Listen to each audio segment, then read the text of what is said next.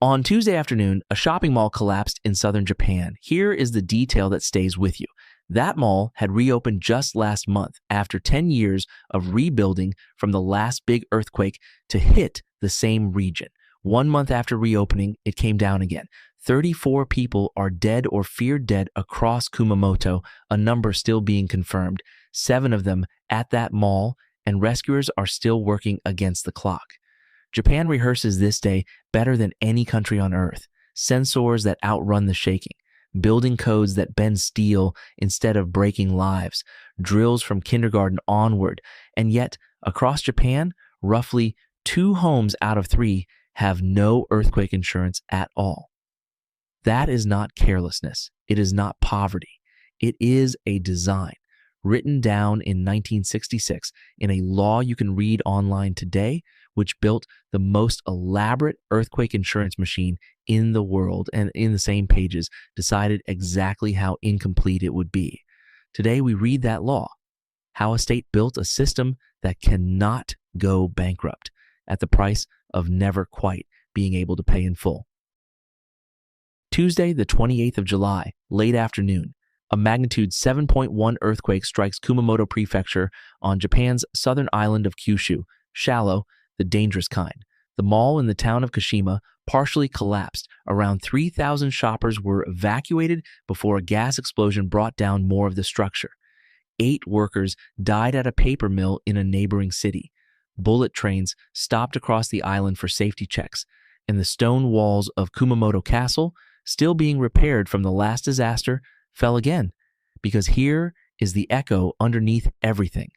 10 years ago, almost to the season, this same prefecture was hit by a quake that killed nearly 300 people, counting those who died in the aftermath. The castle walls, the mall, the region, all of it was still finishing that recovery when Tuesday arrived. For the next few days, the cameras will count what earthquakes always make us count: the dead, the missing, the 72-hour window in which survivors can still be found. But a second disaster arrives a few weeks after the shaking, and it never makes the evening news. It arrives in envelopes. The repair estimates, the demolition orders, the bills, and who pays them was decided 60 years ago. Start in 1964. An earthquake flattens parts of Niigata, and Japan's insurers face an honest arithmetic problem. A single big quake could produce claims larger than the entire industry's assets. No private company can promise to pay for a disaster bigger than itself. So for 2 more years, earthquake insurance for homes simply did not exist. Then, in 1966, Parliament passed the Act on Earthquake Insurance and built something remarkable. Every earthquake policy sold to a household by any insurer is passed on, 100% of it, to a single company created for this purpose. That company keeps a slice and passes the rest upstream to the government itself. In the worst possible disaster, the split is roughly this: private insurers carry 3%, the middle company 10%, and the state 87% of the risk, and none of it is reinsured abroad. Japan holds its own household earthquake risk entirely inside Japan. The law states its purpose in its very first article: to spread earthquake insurance widely, and thereby the words matter, to contribute to the stability of the lives of disaster victims. It is a cathedral of solvency. It has paid out after every major quake for 60 years and never failed. When people call it the best designed catastrophe scheme in the world, they are not wrong, which is what makes the next 2 design choices so interesting. Because the same law that built the cathedral also decided precisely how much protection it would refuse to sell you.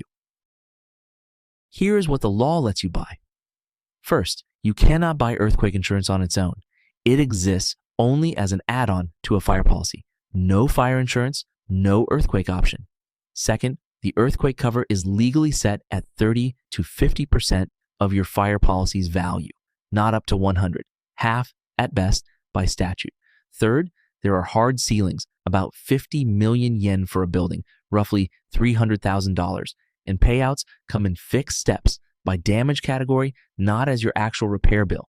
None of this is an accident, and none of it is stinginess for its own sake. The designers were explicit This product exists to help households restart a life, not to rebuild a house, because a promise to rebuild every house is exactly the promise that bankrupts the system in a megaquake.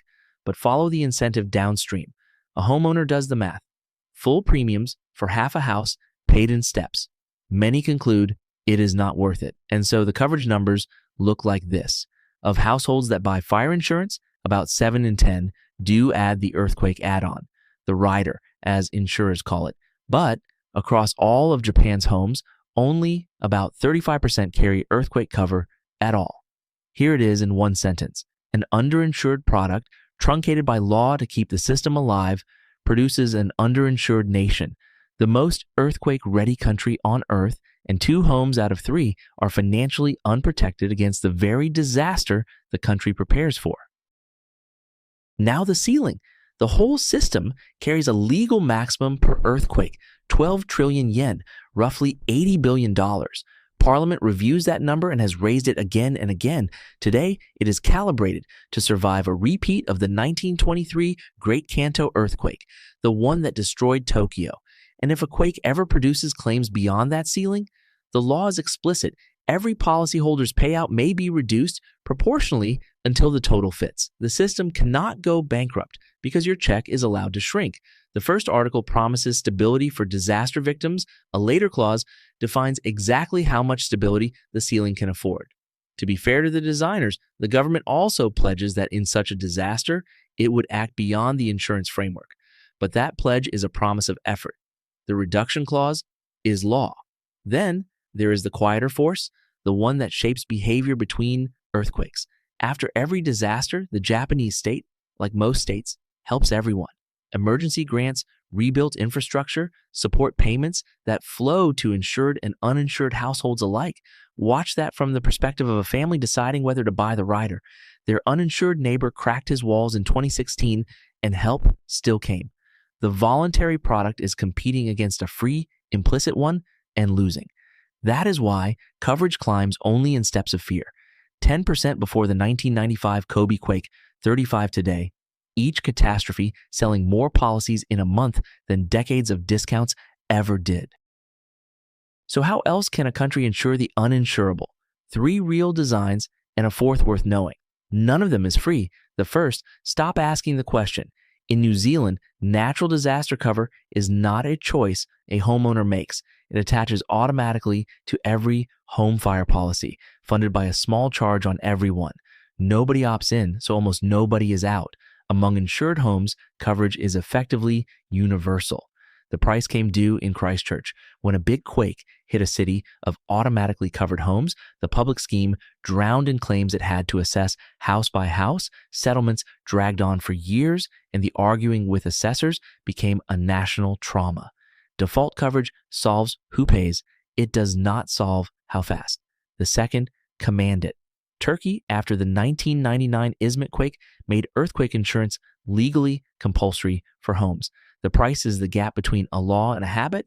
The mandate is checked mainly when you sell a property or connect utilities, so in practice, roughly half of homes comply, fewer in the poorest, shakiest regions, and when the 2023 quakes came, the mandated payouts were real but small against the destruction. A mandate without enforcement is a volunteer program with extra paperwork.